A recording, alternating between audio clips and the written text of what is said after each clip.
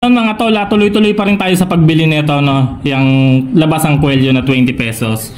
Yan mga tol, may mga napapanood akong video.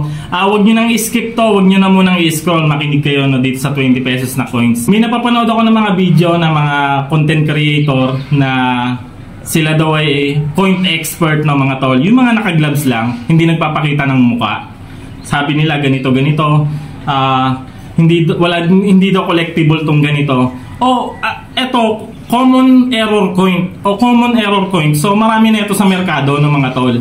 Eto na umiikot yung ganito. So, pero ito ang trip ko nakolektahin Hindi naman pera nila yung pinambibili ko. Pera ko yung pinambibili ko dito, no, sa mga nakakausap ko. Pera ko naman yung pinambibili ko, hindi naman pera nila. Ito yung trip kong kolektahin So wala silang pakialam doon ng mga tol.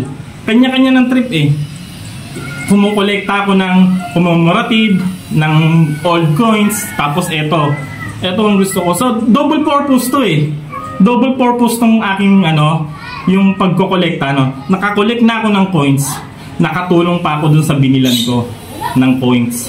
Yung main purpose ko So mga tol, hindi naman ako nagbubuhat ng bangko. Kung babalikan niyo yung mga previous video ko, yung mga nauna ko pang video. So ang hilig ko talaga tumulong ng mga tol. Tama naman yung mga yung mga coin expert daw, yung mga gumagawa ng video tungkol dito na nakikisabay sa hype nitong 20 pesos, no, mga tol. Tama naman, common error coin. So marami na ito sa merkado. Marami kayong makikita nito, itong error na to. Pero ito ang trip kong kolektahin, mga tol. So yung mga tol, tuloy-tuloy tayo sa pagbili, no, ng mga coins. Ito pa nga, may hinahanap pa nga akong bago mga tol sa 20 pesos na papel. So papel suot na to siguro parang kukunti na lang nakikita ko na ganito. Pero ngayon maghahanap tayo ng nito, mga tol. Maghahanap tayo dito mamaya. Maghahanap tayo ng error dito sa bills. Halimbawa yung pare-parehas ang numero, yung wala yung tao, minsan ganun yung print So may error din sa print sa bills, no, mga tol. Kaya mamaya maghahanap tayo. Nakahanap na ako sa 50 pesos saka sa 100. So yun eto sa 20s wala pa akong nahahanap. Ganyan ang collection, mga tol, ganyan maghanap. Tapos dun sa comment section tsaka sa message, pasensya na kayo, grabe, libo-libo ang comment, libo-libo ang message. Ang hirap, mga tol. Sasagutin mo yung isa, mamaya pupunta na siya sa ilalim kasi sasapawan na siya nung iba. Sasagot ka uli, mamaya nasa baba na naman siya. Apakahirap sumagot, mga tol. Pagka nakaka-tsempo naman tayo, mga tol. So yung mga malalayong lugar, kumukuha din tayo ng mga tol, pinapapick up natin sa rider. Susunod iba-vlog natin, mga tol. Hindi ko pa binubuksan yung mga dala ng rider, no, mga tol.